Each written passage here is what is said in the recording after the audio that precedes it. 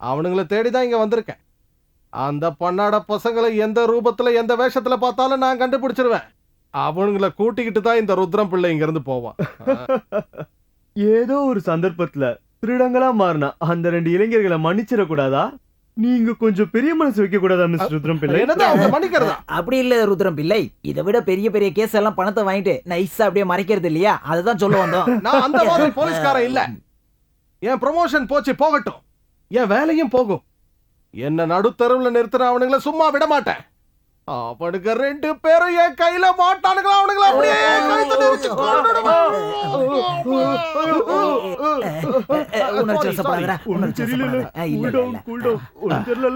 மன்னிச்சிடுங்க, நான் கொஞ்சம் எமோஷனல் ஆயிட்டேன். பரவாயில்ல ருத்ரம் பிள்ளை, பயணம் செஞ்சு களைப்பா இருப்பீங்க, போய் குளிச்சிட்டு வாங்க, மத்ததெல்லாம் அப்புறம் பேசிக்கலாம். போயிட்டு வாங்க. இந்த டென்ஷன் எல்லாம் குறையட்டும், போய் நல்லா சுட தண்ணியில குளிச்சிட்டு வாங்க. பாத்ரூம் எங்க இருக்கு? இங்க போயிட்டு வாங்க. நல்ல வேலை. எனக்கு எல்லாம் புரிஞ்சு போச்சு.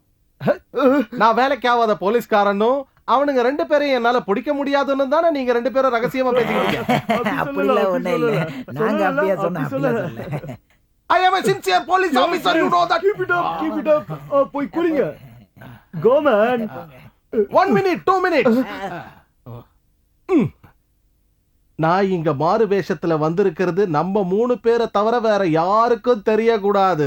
மாட்டோம், சொல்லவே மாட்டோம். போங்க, போய் நல்லா குளிச்சிட்டு வாங்க. ப்ளீஸ் டேக் யூர் பாத். அட கடவுளே, இதான் இந்த ஆளோட கடைசி குளியலா இருக்கணும். வேண்டாம், விடுங்க, விடுங்கன்றல, வேண்டாம், விடுங்க.